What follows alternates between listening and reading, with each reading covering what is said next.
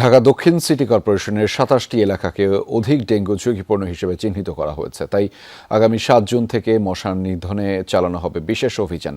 আজ নগর ভবনে এডিস মশা লার্ভার চিহ্নিত সংক্রান্ত জরিপের ফল প্রকাশ ও কর্মপরিকল্পনা তুলে ধরার সময় এসব কথা জানিয়েছেন প্রশাসক মোহাম্মদ আব্দুস সালাম। ডেঙ্গু প্রতিরোধে নগরবাসীকে সচেতন হওয়ারও আহ্বান জানিয়েছেন তিনি।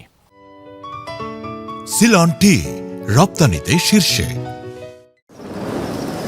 বাংলাদেশে সাধারণত বর্ষা মৌসুম জুলাই থেকে সেপ্টেম্বর পর্যন্ত ডেঙ্গুর প্রকোপ থাকে সবচেয়ে বেশি।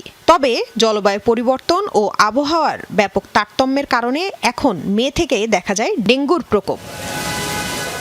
বাড়ি, গ্যারেজ কিংবা বদ্ধ জায়গায় আনাচে কানাচে পানি জমে থাকায় এডিস মশার লার্ভা তৈরি হওয়ায় বাড়ে ডেঙ্গু।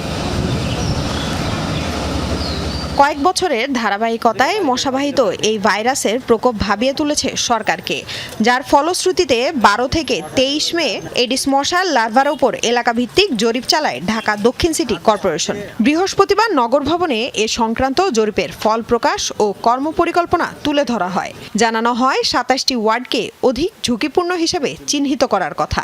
ঢাকা দক্ষিণ সিটি কর্পোরেশন ৬৩টি ওয়ার্ডে মশার ঘনত্ব নির্দিষ্ট সূচকের চেয়ে বেশি, যা ডেঙ্গু রোগের ক্ষেত্রে ঝুঁকিপূর্ণ।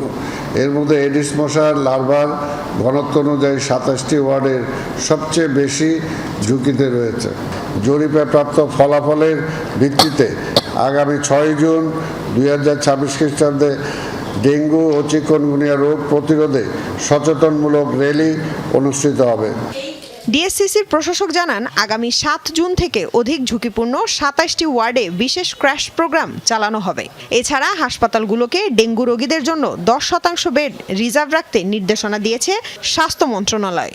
৭ জুন ২০২৬ তারিখ হতে ডেঙ্গুর অধিক ঝুঁকিপূর্ণ ২৭টি ওয়ার্ডে স্বাস্থ্য বিভাগ, বর্জ্য ব্যবস্থাপনা বিভাগের সমন্বয়ে ৫ দিনব্যাপী বিশেষ ক্র্যাশ প্রোগ্রাম পরিচালনা করা হবে। ভ্রাম্যমাণ আদালত পরিচালনা করব এবং আইন অনুযায়ী ব্যবস্থা নেওয়ার জন্য আমরা চেষ্টা করব।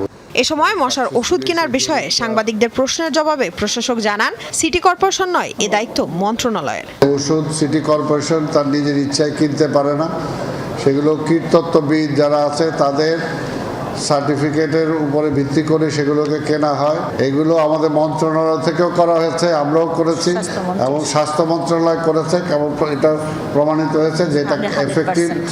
পরে গরমে সুরক্ষা দেওয়ার জন্য ঢাকা দক্ষিণ সিটি কর্পোরেশনের পরিচ্ছন্নতা কর্মীদের হাতে ছাতা ও হাত পাখা তুলে দেওয়া হয়। লামিয়া তিথি, যমুনা নিউজ, ঢাকা।